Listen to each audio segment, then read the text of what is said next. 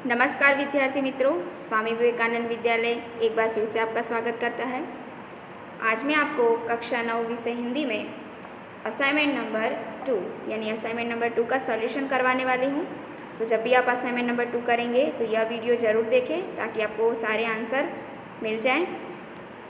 चलिए, तो सबसे पहले है सही विकल्प चुनकर रिक्त स्थानों की पूर्ति कीजिए। तो आपको यहाँ पे क्या करना है, खाली जगह लिखनी है। सम्राट के हाथों में खाली जगह पड़ गई।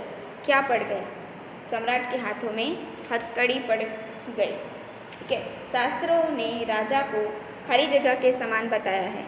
तो शास्त्रों ने राजा को ईश्वर के समान बताया है। महाराज, खाली जगह वापस ले लीजिए, मुझसे यह बोझ नहीं उठाया जाएगा। राष्ट्र मुद्रा या राजमुद्रा? यहाँ पर आएगा राजमुद्रा। खाली जगह देकर सम्राट को छोड़ दिया जाए।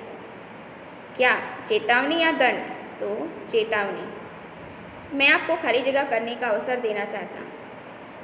न्याय या काम? तो यहाँ पर जवाब आएगा न्याय। चलो आगे है, यहाँ पर आपको वैकल्पिक प्रश्न पूछे गए हैं।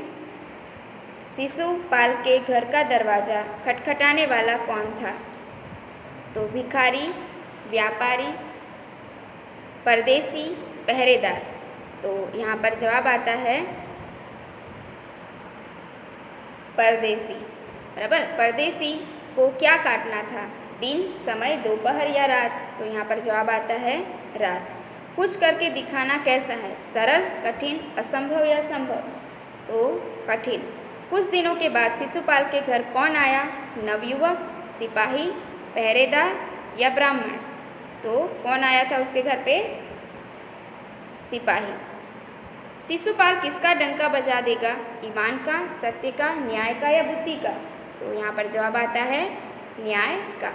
चलिए आगे, यहाँ पर आपको पर्यायवाची शब्द यानी कि समानार्थी शब्द लिखने हैं। इसमें आपको 8 पूछे गए हैं, लेकिन इस आपकी जो सॉल्यूशन है, असाइनमेंट है, उसके अंदर इससे कम होंगे। तो इसमें से जो भी आता है वो आप लिख सकोगे।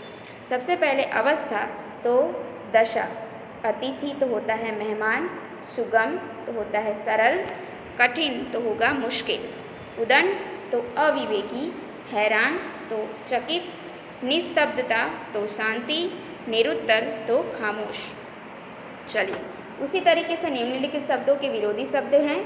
यहाँ पर परदेसी तो स्वदेशी, आदर, अनादर, अपराधी तो निरपराधी, सुप्रबंध तो कुप्रबंध, गिरफ्तार तो रिहा, स्वीकार तो अस्वीकार, आरंभ तो अंत और उदंड तो विनम्र।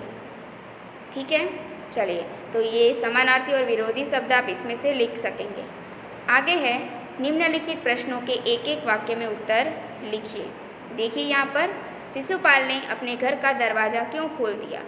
तो एक अतिथि को शाम के अंधेरे में आश्रय के लिए आया देखकर शिशुपाल ने अपने घर का दरवाज़ा खोल दिया। शिशुपाल किस अवसर की तलाश में था? शिशुपाल सच्चा न्याय कैसा होता है यह दिखाने के अवसर में की तलाश में था। न्याय के विषय में शिशुपाल के क्या विचार थे? तो शिशुपाल मानता था कि न्याय ऐसा हो कि कोई अन्याय और अपराध करने का साहस ना करे। चौथा है, परदेसी कौन था? उसने दूसरे दिन क्या किया? तो परदेसी स्वयं सम्राट अशोक था।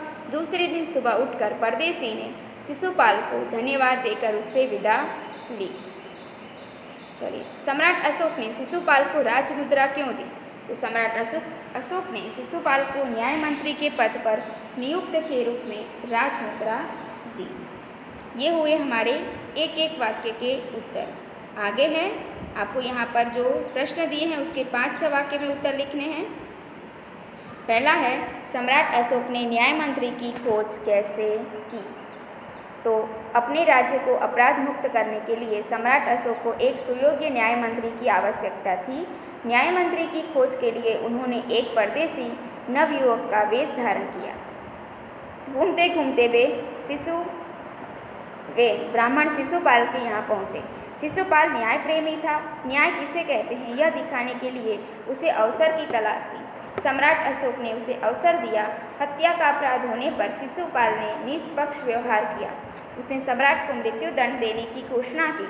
उसके इस साहस और निष्पक्ष व्यवहार से सम्राट प्रसन्न हो गए। इस प्रकार सम्राट अशोक ने सही न्याय मंत्री की खोज की।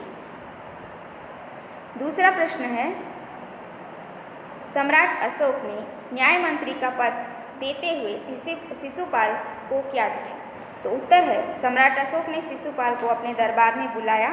उन्होंने शिशुपाल से कहा कि मैं आपको न्याय करने का अवसर देना चाहता हूँ। शिशुपाल भी इस अवसर के लिए तैयार था। यह जानकर सम्राट ने उन्हें न्याय मंत्री बनाया और पहचानने के लिए उसे राजमुद्रा दी। फिर चौथा आगे है, सम्राट अशोक क्यों गदगद हो गए? तो सम्राट अशोक ने शिशुपाल को न्याय का असली रूप दिखाने का अवसर दिया था। उन्होंने देखा कि शिशुपाल न्याय की कसौटी पर खरा उतरा था। हत्यारे सम्राट के प्रति उसने जरा भी नरम रूख नहीं अपनाया। उसने अपराधी सम्राट को मृत्युदंड देने की घोषणा की। दंड देते समय शिशुपाल ने जरा भी हिचकिचाहट नहीं दिखाई।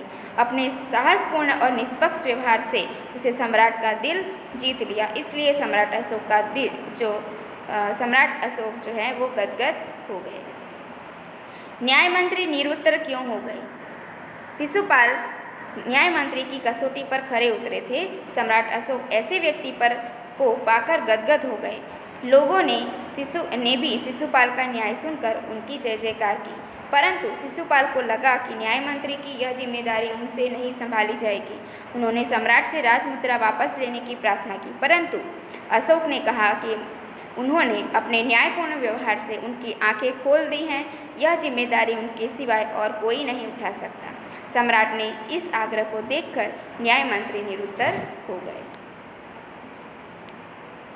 तो बच्चों, आज का जो हमारा असाइनमेंट नंबर 2 था उसका मैंने सॉल्यूशन करवा दिया है। असाइनमेंट नंबर 2 में जितने भी प्रश्न हैं उनके जो आंसर हैं मैंने आपको इस वीडियो में समझा दिए हैं। तो जब भी आप असाइनमेंट नंबर 2 करो तो यह वीडियो ज़रूर देखो ताकि आपको हेल्पफुल रहेगा। तो आज का वीडियो यहाँ पे समाप्त होता है। धन्यवाद।